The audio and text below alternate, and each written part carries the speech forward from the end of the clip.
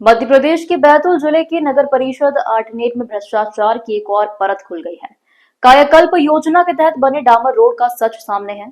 50 लाख की लागत से बनाई गई सड़क सिर्फ 20 मिनट की बारिश में बह गई। वार्ड क्रमांक 14 में कृष्ण आजाद से लेकर रामजी राठौर के मकान तक बनाई गई ये सड़क भ्रष्टाचार की पर्याय बन चुकी है। सिर्फ यही नहीं, नगर के कई वार्डों में जगह जगह गड्ढे और उखड़े डामर नगर परिषद की कार्यशैली पर सवाल खड़े कर रहे हैं। ठेकेदार और परिषद इंजीनियर की मिलीभगत से नगर की जनता को परेशानी में डाल दिया है। वार्ड की पार्षद सारिका माथनकर ने समय रहते विरोध भी जताया, लेकिन ठेकेदार और परिषद की जुगलबंदी ने उनकी आवाज को दबा दिया। आज स्थिति यह है कि नगर की जनता साफ समझ चुकी है, इस खेल में ठेकेदार अकेला दोषी नहीं बल्कि जनप्रतिनिधियों और अधिकारियों की मिलीभगत भी बराबर के जिम्मेदार है। सवाल ये उठता है कि आखिर कब तक जनप्रतिनिधि इस भ्रष्टाचार को सहते रहेंगे? कब तक नगर विकास के नाम पर जनता के पैसों का खेल खेला जाएगा? नगर परिषद इंजीनियर से सवाल पूछे गए, लेकिन जवाब गोलमोल ही मिला। सबसे बड़ा सवाल यही है कि जनप्रतिनिधियों और अधिकारियों की आंखों के सामने ये घटिया काम आखिर कैसे हो गए? बड़ा सवाल नगर की जनता पूछ रही है। ठेकेदार कब कटघरे में खड़ा होगा और जनप्रतिनिधि कब जिम्मेदारी लेंगे? बैतूल से ब्यूरो रिपोर्ट, नितिन आर्य। अपना नाम बताएं। शीतल जितेंद्र तेलकर। किस वार्ड से पार्षद है आप? मैं वार्ड क्रमांक 13 से पार्षद हूँ। वार्ड क्रमांक 13 और 14 में डामरीकरण, जो कायाकल्प योजना अंतर्गत डामरीकरण का कार्य किया गया, उस बारे में आप क्या कहना चाहेंगे? कायाकल्प का डामरीकरण रोड 20 मिनट की बारिश में बहकर मोक्षधाम पहुँच गया। जो और इसमें सीएमओ और इंजीनियर और अध्यक्ष की मिली भगत है। अभी कुछ समय पूर्व आपके वार्ड में सीसी रोड का निर्माण कार्य किया गया। क्या वो निर्माण कार्य गुणवत्तापूर्ण था? नहीं, वो सीसी रोड अच्छा नहीं था, बहुत खराब। आपके द्वारा इस मामले को लेके नगर परिषद सीएमओ या इंजीनियर से आपने कुछ कहा नहीं? चर्चा हुई थी पर कोई काम पूरा नहीं हुआ।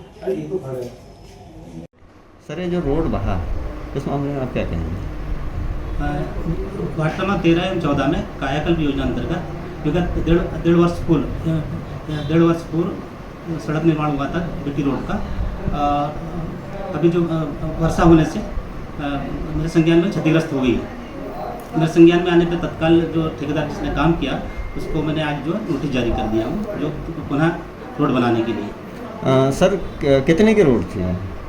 लागत तो मैं थोड़ा सा जानकारी लेके बता पाऊँगा, लेकिन आप पूर्व में बनाओ तो नहीं तो सर, नोटिस देना क्या समाधान है? क्या रोड फिर बन जाएगा फिर से? क्योंकि वो जो रोड क्षतिग्रस्त आप बता रहे हैं उसकी स्थिति इतनी खराब है कि उसको क्षतिग्रस्त नहीं कहेंगे, उसको तो बहा हुआ कहेंगे। हाँ, सही है। हम तो ठेकेदार से पुनः बनाने के लिए उसको नोटिस जारी किया हूँ मेरे संज्ञान में आने पर, और जो है ठेकेदार से पुनः काम निर्माण कराएंगे। तो सर, ये लापरवाही किसकी कहेंगे आप? ठेकेदार की लापरवाही करेंगे या नगर जो आपके प्रशासनिक अधिकारी उनकी लापरवाही कहेंगे? ये तो कहा जा सकता है कि तत्कालीन जो ठेकेदार है ना, उस समय जो है गुणवत्तापूर्ण काम नहीं हुआ ऐसा माने, जो कि आज 1 वर्ष बाद ऐसा हुआ है। तो उस समय ध्यान देना था। तो यह हो सकता है बारिश अधिक होने से भी हो सकता है। ये तो सर आपको लग रहा है कि बारिश अधिक हुई है? हाँ, वैसे नगरवासी ने बताया बारिश ज़्यादा हुई, लेकिन वो रोड कहीं ना कहीं नहीं तो सर गुणवत्ता को करता है। तो सर, क्या मिट्टी का रोड बना था कि जो अधिक बारिश होने से बह गया? नहीं, मिट्टी का नहीं, तो बीटी रोड था। वहाँ हमारे इंजीनियर से जानकारी लिया तो उनका ये कहना है कि बोले पानी का बहाव या पानी उठने से भी वो ऐसा हो गया, ऐसा उनका कहना है। नहीं तो इसमें लापरवाही किसकी आप कहेंगे? आप, मेरा सीधा सा प्रश्न है कि लापरवाही किसकी हुई कि जिसने देखरेख नहीं की, या जब निर्माण कार्य चल रहा था उस समय उस पर तकनीकी अमले ने ध्यान नहीं दिया? हाँ, ये तो गुणवत्ता को मतलब संदेह होता है कि ठेकेदार या जो भी एजेंसी है उसके माध्यम से जो है उसमें ध्यान नहीं दिया। नहीं तो इसमें सर फिर सीधा ये लगता है कहीं ना कहीं कि ठेकेदार और आपके तकनीकी अमले की साठगांठ और मिलीभगत की वजह से लगभग 44 लाख का रोड बह गया। आप क्या कहेंगे? नहीं, वो जो है उस समय तत्कालीन जो समय ध्यान नहीं दिया होगा, उससे ऐसा हुआ है। और हम जो ठेकेदार के माध्यम से पुनः उसको निर्माण कराएंगे। नहीं तो उसको आपके द्वारा पूरी राशि भुगतान कर दी गई, तो वो उसको आपके नोटिस से या उससे क्या फ़र्क पड़ेगा? नहीं, पूरी राशि भुगतान नहीं हुआ है। उसकी जो धरोहर राशि हमारे पास जमा रहती है उसको उठाया है, उसका फाइनल नहीं हुआ, तो उसी से काम कराएंगे। सर, धरोहर राशि कितनी है? 5 लाख के लगभग है। तो सर 44 लाख के रोड में 5 लाख में आपका रोड बन जाएगा। पूरा पूरा भाग खराब नहीं हुआ है, जितना भाग खराब हुआ उतना दोबारा अपन बनवाएंगे सर। तो क्या बीटी रोड में ऐसा हो जाता कि अपन ज्वाइंट करके टुकड़ा लगा के उसको अगर रोड बना दिया जाए? तकनीकी रूप से हुआ है उस समय, जो बनाते समय वो उसमें इस बार पुनः अपन नया निर्माण कराएंगे सर। सर मेरा प्रश्न घूम के फिर वहीं जाता है कि क्या तकनीकी अमला और ठेकेदार ने मिलके उसमें बंदरबाट की है?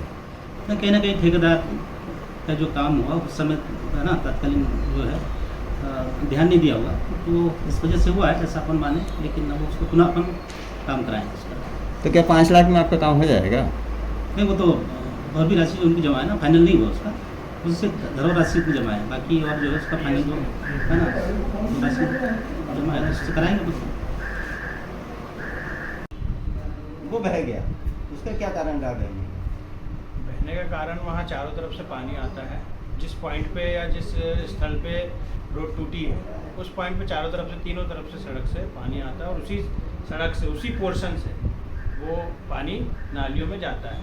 इस कारण से, और क्योंकि वहाँ कंस्ट्रक्शन मटेरियल भी डाला हुआ है रोड पे, ये अगर आपको फोटो में दिखाओ ना दिखाओ मैं आपको दे दूँगा। मैं अभी स्थल निरीक्षण करके भी आ गया हूँ, उसी आधार पर जो फोटोग्राफ्स जो चर्चा में बनी हुई है।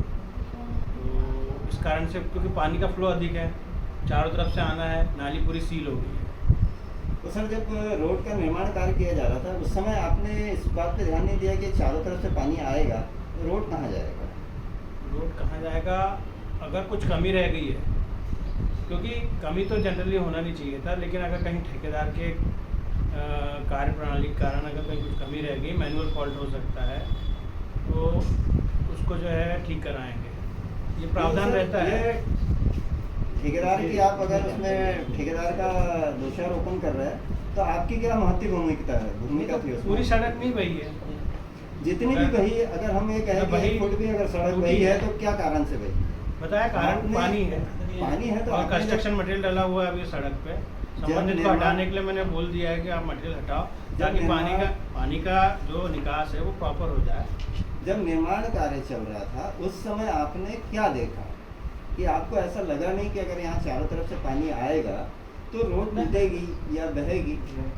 जो भी आपका कहना है सर, बाकी अगर टूटती बहती है तो आपका काम या आपका दायित्व ये था कि आप उसकी प्रॉपर पहले व्यवस्था बनवाते कि भविष्य में ये रोड ना टूटे।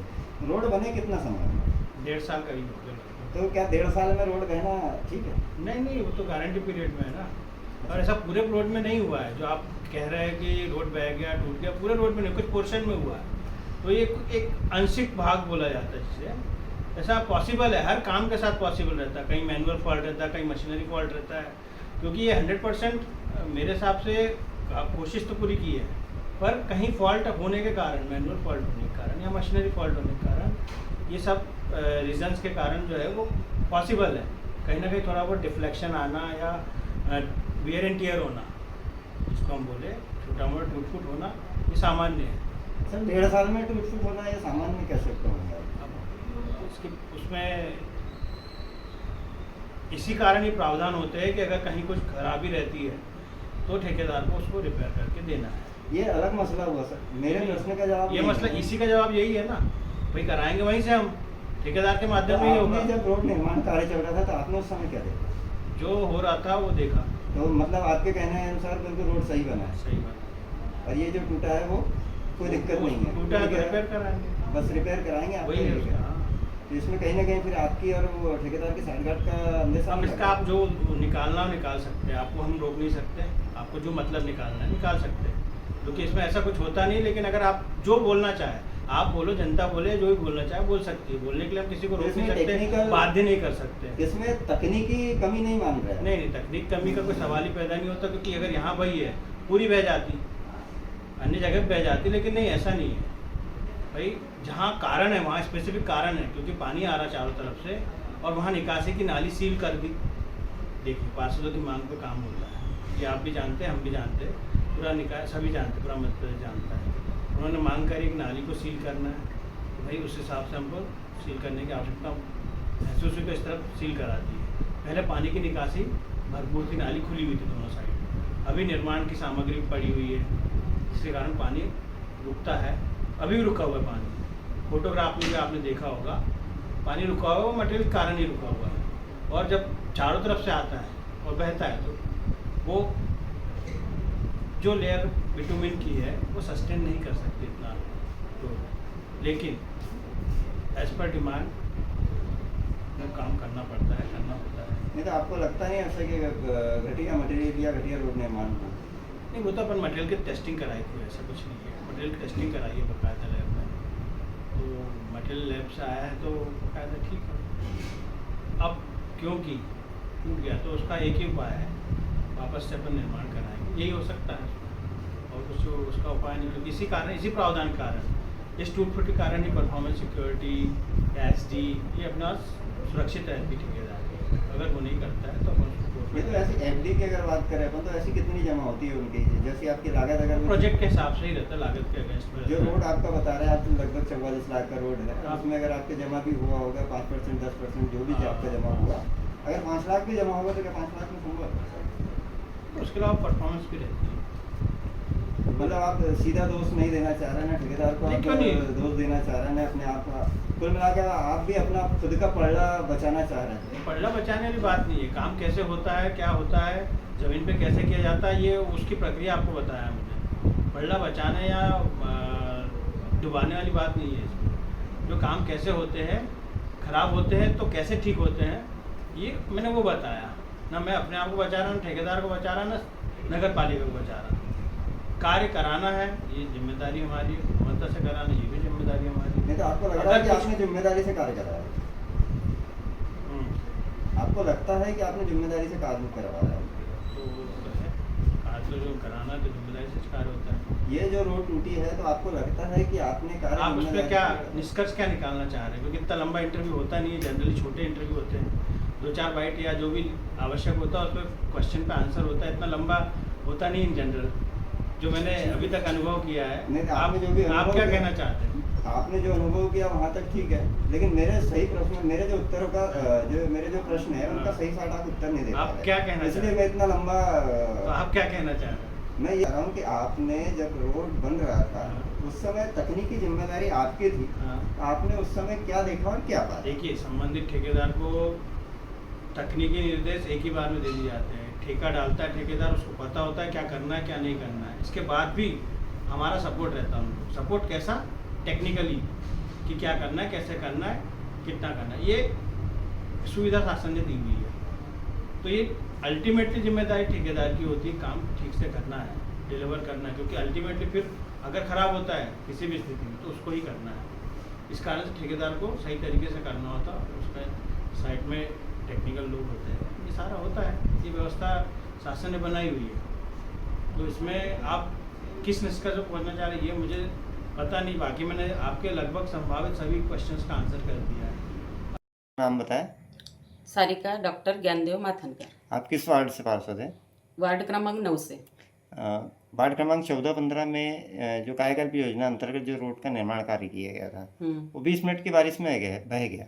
इस मामले को लेकर आप क्या कहेंगे? कायाकल्प योजना के समय मेरे द्वारा नगर परिषद के CMO, इंजीनियर और नगर पालिका अध्यक्ष को रोड निर्माण की घटिया क्वालिटी के बारे में हमने कहा था, लेकिन नगर परिषद के किसी भी जवाबदार द्वारा मेरी बातों पर किसी ने ध्यान नहीं दिया। आखिर वही हुआ जिसका मुझे अंदेशा था। 20 मिनट की बारिश ने पूरी रोड उखाड़ दी। आप वार्ड क्रमांक 9 की पार्षद है और वार्ड क्रमांक 14 में निर्माण कार्य देखने जाना क्या कारण रहा?